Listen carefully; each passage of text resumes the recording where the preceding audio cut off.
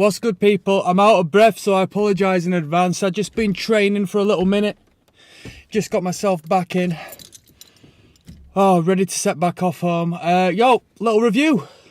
I did a listen through to, I think I've got the pronunciation right. Let me know if I don't. NASUM and their debut LP released in 1998. Entitled Inhale Exhale, which is something I'm doing right now, which is something we all are, some more than others. I don't know too much about grindcore as far as the bands are concerned, so I got a comment from one of my subscribers on my other channel where I do not reviews, but reaction videos to listen through the entirety of the records. King of the Pit TV, yeah? I got recommended listen to a bit more crust, a little more grind, because these YouTube channels aren't doing this material. So, I thought let's start somewhere.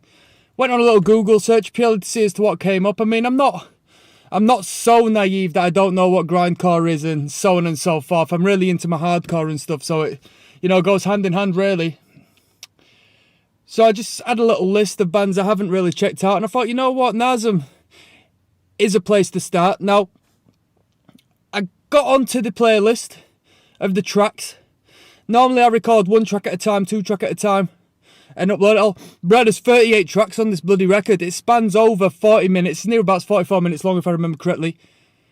38 tracks, which is insane. I mean, it's not abnormal for a grind, crust, power violence, punk act.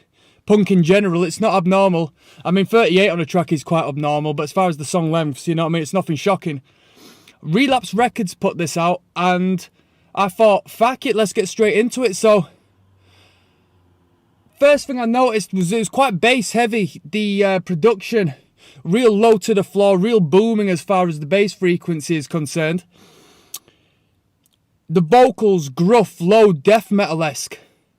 The high vocals initially, for the first 12 odd songs, were distorted.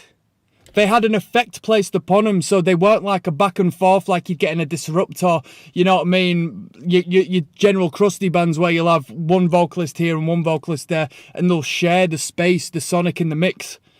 Here we've definitely got a lead vocal, which is the low vocal, the death metal growl, and then we've got the high-pitched, high-frequency, shrieking vocal.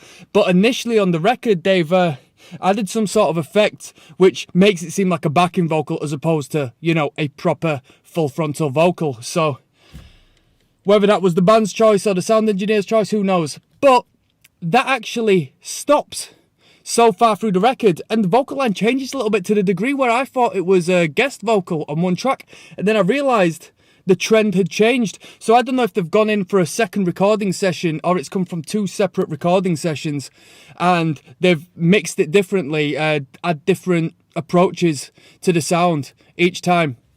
But that's something I clocked onto. The drumming was good. The drumming was consistent. Plenty of blasts. As far as the riffs are concerned, you'd get a nice groove here and there. I'm not going to lie to you, nice groove. You get a nice hardcore punk riff here and there. You get a relatively groovy New York hardcore-esque riff here and there. A Madball type groove, which doesn't sound that way purely because of the key they're playing in. I'm sure they drop-tune their guitars to some extent. The production and the tinniness and sound of the drum kit alongside, the death metal vocals. So it's detached, but, if we had changed them to different sounds, we would get that. I think it was an insane album length. I give respect to you grindcore heads if you're really into listening to the entirety of the 45 at least minutes. It's not at least, but you know what I mean. Let's call it 45 minutes worth of music, of that intensity, of that extremity, of that noise, of that audacity. 38 tunes of it, back to back. You've definitely got your head screwed on when it comes to metal if you're into that.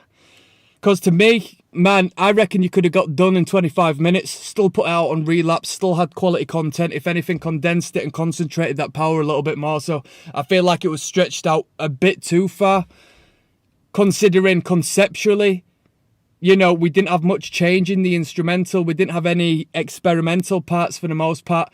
Lyrical content, conceptual lyricism, you can't really pick up on the majority of it. So it's not like you're hearing the storytelling to a deep degree as we go track to track to track. It's just a lot of noise, a lot of racket.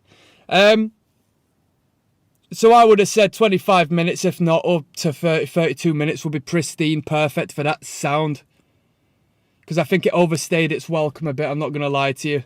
But other than that, it was a nice insight. I didn't mind the record too much. I didn't mind the sound. I bet they're a really good live band. One thing that came to mind is it's unbelievable that these bands have come together and remembered that at the very least to take it to the studio to put on record. That's a lot of hard work. Speaking from experience, I did a record, a hardcore punk record, came up to 15 minutes. We did about 12 to 14 tracks on it. And even then, just working as a free piece, sometimes it's bloody hard to get the rest of the band members to cooperate and remember and play to a high standard, let alone 38 tracks spanning 45 minutes, you know? So that's wild. And so I'll leave that one there. As far as my rating, I'm not going to give it a great high rating because I think it overstayed its welcome. The production was all right. I didn't think it was groundbreaking. Maybe around the time it was, you know, quite good. Definitely good enough for relapse. I mean, you get enough material on there, substantial amount of bang for your buck as far as value is concerned when you purchase that record. You know, they've come there well prepared, well thought out, a good, tight, cohesive band. As far as my personal experience, my tastes, I'd like to hear a little more punk as opposed to the metal.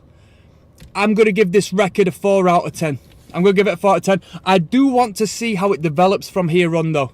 I do want to see how the band develops. I've seen that it got fronted for the 20th anniversary by the frontman of Rotten Sound, and that's another band I need to delve into. So, you know, we'll check that act out. I'm sure we'll get somewhat of the same, you know, elements, but there might be something a little tastier in there for me. And without further ado, I'm signing out. So click subscribe. You know what we do here. Peace and love.